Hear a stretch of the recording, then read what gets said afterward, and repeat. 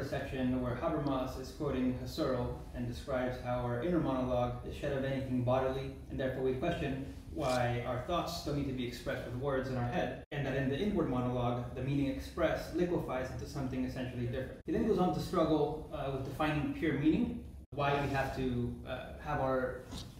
use words in our head when we're thinking. We had kind of had a little bit of that discussion before. Describe that or work that out with talking about meaning and pure meaning, and he uses meaning intention, meaning bestowing acts. And so to me it seemed like meaning intention and meaning bestowing acts are both outside of language. So it's like these things that are external that he's using to try and describe meaning. With that in mind, I'm having trouble reconciling how the claim can still be maintained that phonetic language has an ontological status if the meaning is so slippery, whether it's out loud or in our head. Ontology is after that absolute.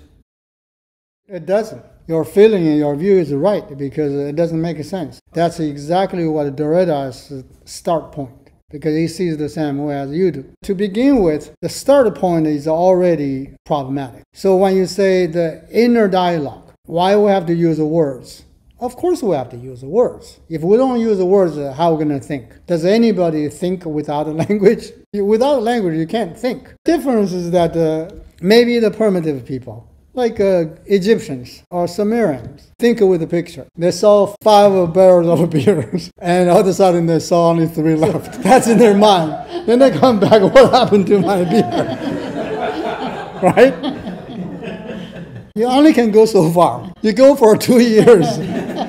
Then you're going to think, wait a minute, beyond the beer cans, there's somebody who was doing something else to those things. It's not just a beer can. From there on, philosophical meaning begin to take place. And because of that, you need a mediation to carry this kind of thinking. So that's a language, not pictures. Okay, we can do a picture dialogue. We draw a picture, then you have to tell me a story. We constantly revisit our primitive times. Primitive times, we talk with the pictures. As language goes, as soon as we begin to think, then we have to use language. And if we're going to use language, we have to use words, because language cannot be without words. So how do we verify and continue this communication with the language, because we don't have words? We have to make it stable. So we memorize the sound. So we make a certain sound, we all know what we're saying. That's the original view of language. And then at some point we make signs to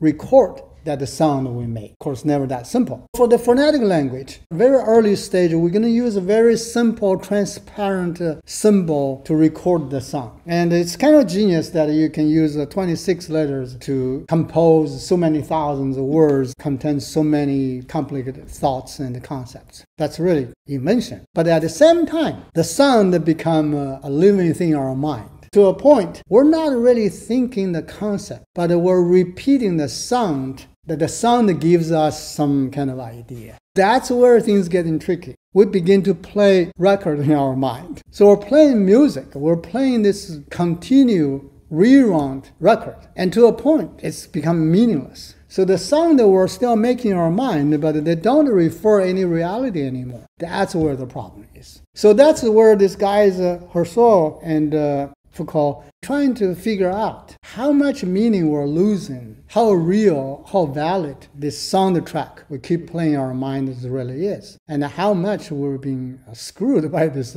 soundtrack. So Derrida basically, you're all screwed for a long time. It's over for you. It's done, man. This is no good. That's why he raised the questions about the phonetic language. That's also, I expanded on this basis and in my book, begin to talk about the inner monologue and how that is not only losing its actual meaning, but creates a double reality that is harming us now.